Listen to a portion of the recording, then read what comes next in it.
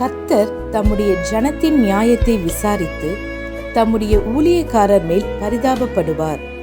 சங்கீதம் 135:14.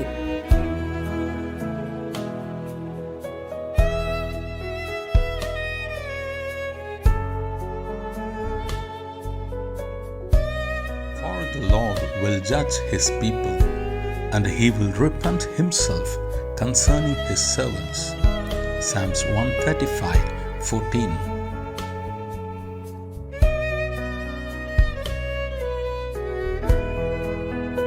ஆண்டவரும் இரட்சகருமாகிய இயேசு கிறிஸ்துவின் நாமத்தினாலே காட் கோஸ் மினிஸ்ட்ரேஷன் யூடியூப் சேனல் வாயிலாக உங்களை சந்திப்பதில் பெரும் மகிழ்ச்சி அடைகிறேன். தேவனாகிய கர்த்தர் இந்த மாதத்திலே தம்முடைய வார்த்தைகளை நிறைவேற்ற உண்மையுள்ளவராயிருக்கிறார்.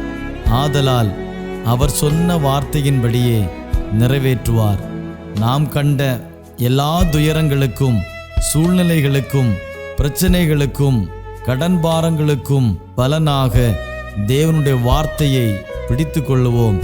நிச்சயம் தேவனாகிய கர்த்தர் தம்முடைய வார்த்தையின்படியே நம்மை ஆசீர்வதிப்பார்.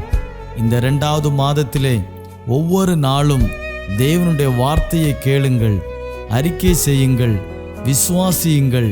கர்த்தர் சொன்ன வாக்குத்தத்தங்களை அவர் நிறைவேற்றுவார் என்று விசுவாசிப்போம், காத்திருப்போம். தேவனாகிய கர்த்தர் இந்த மாதத்திலே பெரிய காரியங்களை செய்வாராக. ஆமேன்.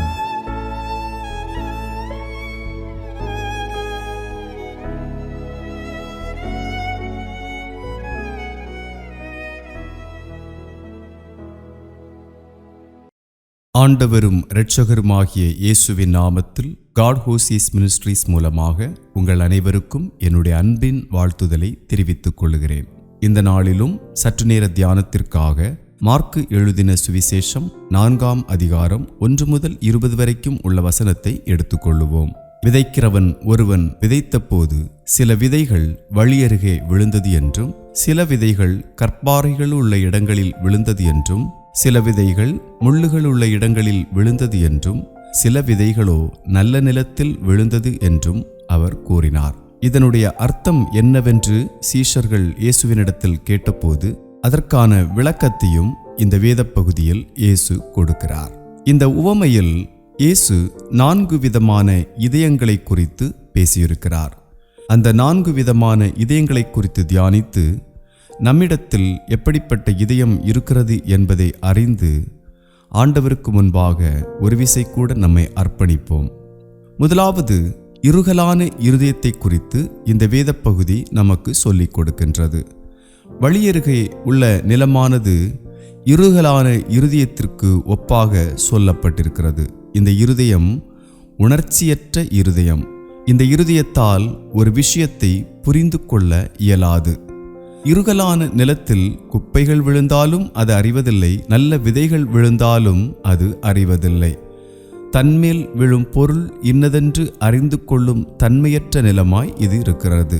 இதே போலத்தான் இறுகலான இதயமும் தன்னிடத்தில் வந்து சேரும் வார்த்தையின் கருத்து இன்னதென்று உணர்ந்து கொள்ளாமல் அதை அலட்சியப்படுத்தும் தன்மை கொண்டது.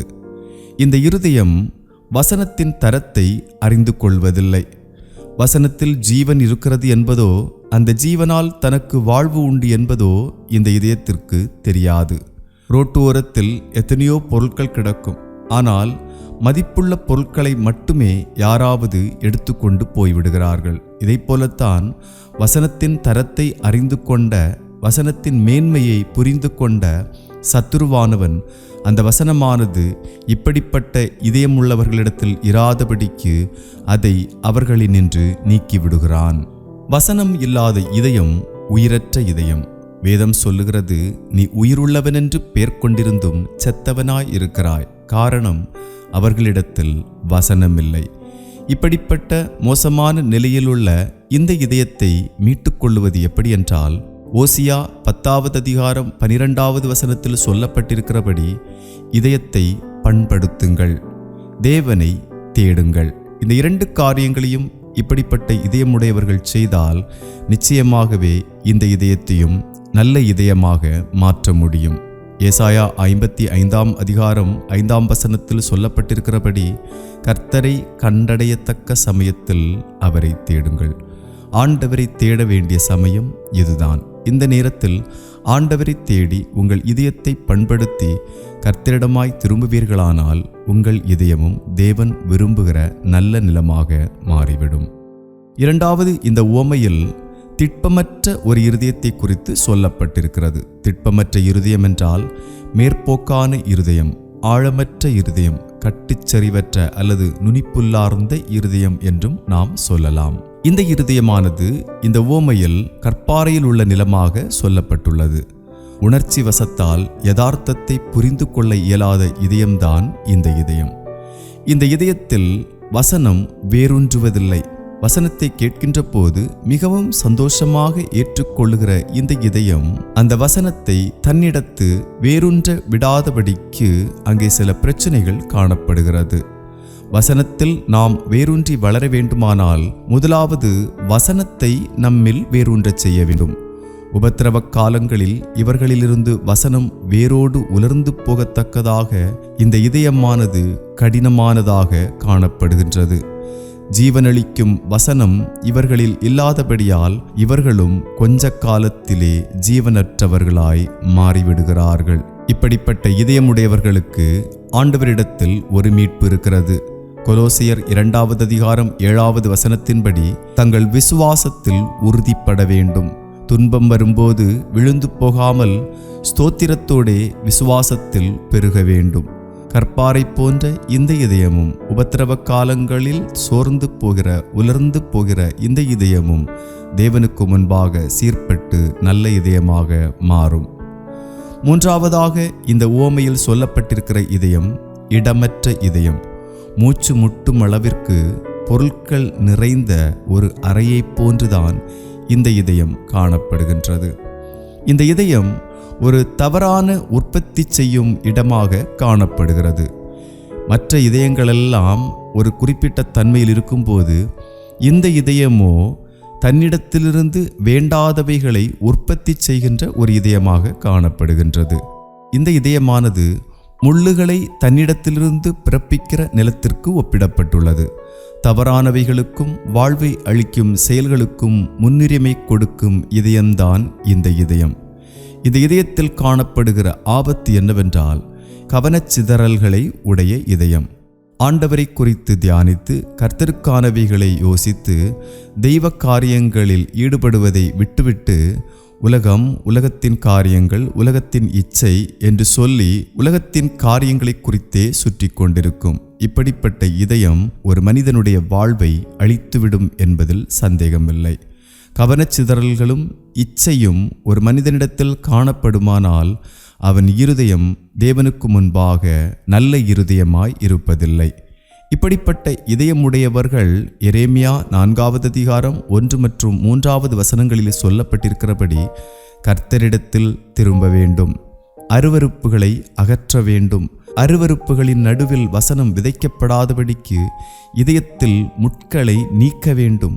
தங்கள் இருதயத்தை இப்படிப்பட்டவர்கள் பண்படுத்த வேண்டும். இவைகளை செய்தால் நிச்சயமாகவே இப்படிப்பட்ட இதயமுடையவர்களுக்கும் தேவ சமூகத்தில் ஒரு மீட்பு உண்டு. கடைசியாக இயேசு சொன்ன இந்த உவமையில் பண்பட்ட இதயத்தை குறித்து சொல்லப்பட்டுள்ளது. இந்த இதயமானது ஒரு உணர்வுள்ள நல்ல இதயம், வசனத்தை வாஞ்சியோடு கேட்கிற ஒரு இருதயம், பேசப்படும் வார்த்தைகளை முழு மனதுடன் ஏற்றுக்கொள்ளும் ஒரு இதயம். ஆகவேதான் இந்த இதயத்தில் சேரும் வசனங்கள் பலன் கொடுக்கின்றது. நாம் சில நேரங்களில் நமக்கு ஏற்றபடி வருகிற வசனங்களை ஏற்றுக்கொள்ளுகிறோம். நம்மை கடிந்து கொள்ளுகிறதாய் வருகிற வசனங்களை ஏற்றுக்கொள்ளவில்லை. நல்ல நிலமானது அப்படிப்பட்டது அல்ல. தனக்குரியவைகள் மட்டுமல்லாமல் தன்னிடத்தில் விழுகிற எந்த நல்ல விதையானாலும் அதை முழுமனதோடு ஏற்றுக்கொள்ளும் ஒரு இதயமாய் காணப்படுகின்றது. ஆசீர்வாதங்களை மட்டும் தன்னிடத்தில் ஏற்றுக்கொண்டு விட்டு தன்னுடைய வாழ்க்கையை சீர்படுத்துகிற, கிறிஸ்துவுக்குள் தன்னை திடப்படுத்தி ஸ்திரப்படுத்துகிற வார்த்தைகளை உதறித்தள்ளுகிறதாய் இப்படிப்பட்ட இதயம் இருப்பதில்லை.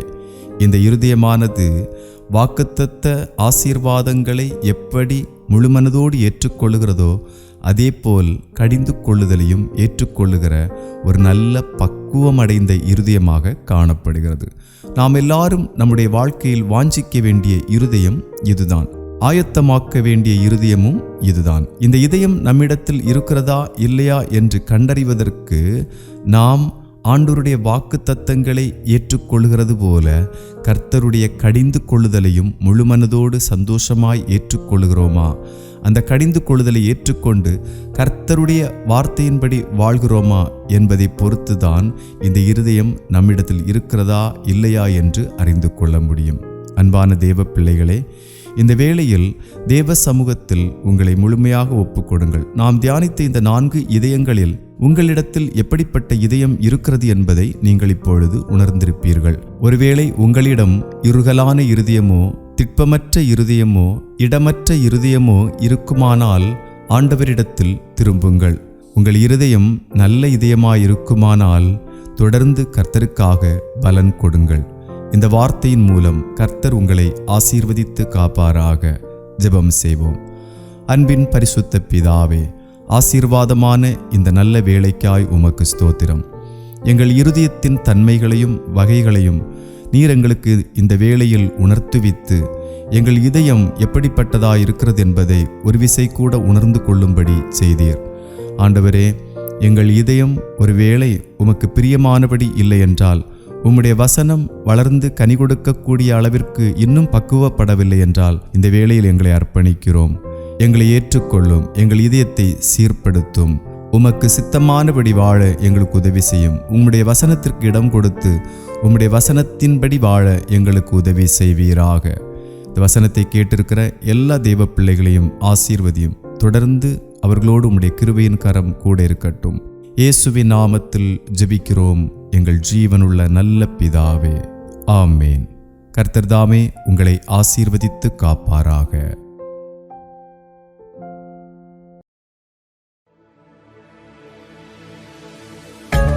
பிரியமானவர்களே, இஸ்ரவேல் ஜனங்களை தேவன் விடுவித்ததின் நோக்கம் அவர்கள் தேவனை ஆராதிக்க, நாமும் அவரை ஆராதிக்கதான் தேவன் நம்மை விடுவித்திருக்கிறார். Come, let's worship together. ஆராதிக்க வந்தோமுங்க, நம்ம இயேசுவை என்றென்றும் கொண்டாடுவோங்க. ஆராதிக்க வந்தோமுங்க, நம்ம இயேசுவை என்றென்றும் கொண்டாடுவோங்க. கைத்தாளம் போட்டு கைகளை உயர்த்தி கர்த்தரின் நாமத்தை உயர்த்துவோங்க.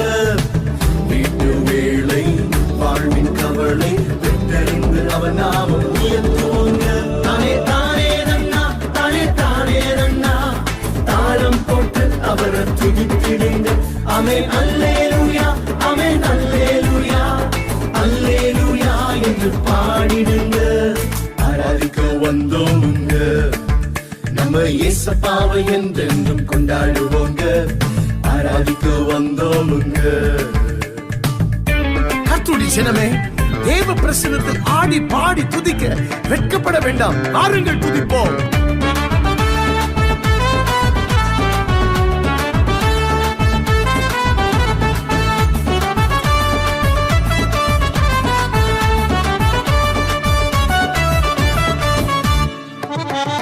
தாவீதின் டான்ஸ் பார்த்து ஷாக்காகி போன அவர் வைஃபுக்கு என்ன ஆச்சு தெரியுமா?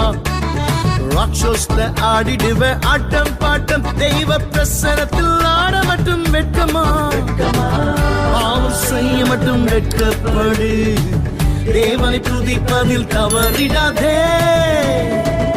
தானே தானே நன்னா, தானே தானே நன்னா, தாளம் போட்டு அவரை துதித்திடுங்க. ஆமென் அல்லேலூயா, ஆமென் அல்லேலூயா, அல்லேலூயா என்று பாடிடுங்க. ஆராதிக்க வந்தோமுங்க, நம்ம இயேசுவை என்றென்றும் கொண்டாடுவோங்க. ஆராதிக்க வந்தோமுங்க.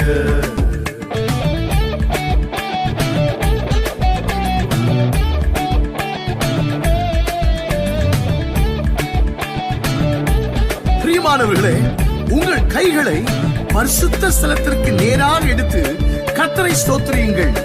அன்றைக்கு அமலேக்கியர்களை எதிர்த்து நின்ற ஆயுதம் என்ன தெரியுமா? உயர்த்தி வைத்த கரங்கள்.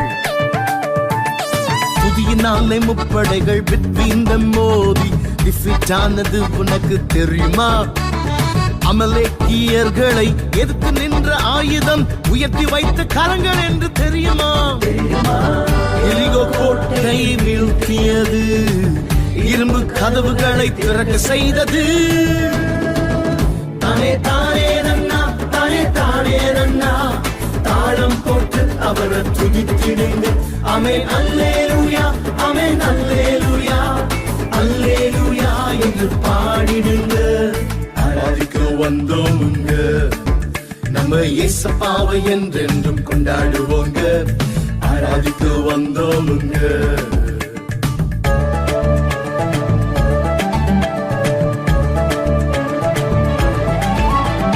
Facebookல, ஆர்குட்ல, மொபைல்ல வெட்டியான மெசேஜஸ் போஸ்டிங் பண்ண தெரியுமா? வேதத்தின் வசனங்கள் மற்றும் வரலாற்றை கரெக்டாக ஒப்புவிக்க தெரியுமா? தேவனின் ராஜ்யத்தை முதலில் நாடு, வேதத்தை வாசித்து முன்னேறிடு. தானே தானே நன்னா, தானே தானே நன்னா, தாளம் போட்டு அவரை துதித்திடுங்க. ஆமென் அல்லேலூயா, ஆமென் அல்லேலூயா, அல்லேலூயா என்று பாடிடுங்க. ஆராதிக்க வந்தோமுங்க, நம்ம இயேசப்பாவை என்றென்றும் கொண்டாடுவோங்க. ஆராதிக்க வந்தோமுங்க, நம்ம இயேசப்பாவை என்றென்றும் கொண்டாடுவோங்க. கைத்தாளம் போட்டு கைகளை உயர்த்தி கர்த்தரின் நாமத்தை உயர்த்துவோங்க. வீட்டு வேளை வாழ்வின் கவலை விட்டிருந்து அவன் நாமம் உயர்த்துவோங்க. தானே தானே நன்னா, தானே தானே நன்னா, தாளம் போட்டு அவரை துதித்திடுங்க. ஆமென் அல்லேலூயா, ஆமென் அல்லேலூயா, அல்லேலூயா என்று பாடிடுங்க. ஆராதிக்க வந்தோமுங்க, நம்ம இயேசப்பாவை என்றென்றும் கொண்டாடுவோங்க. ஆராதிக்க வந்தோமுங்க.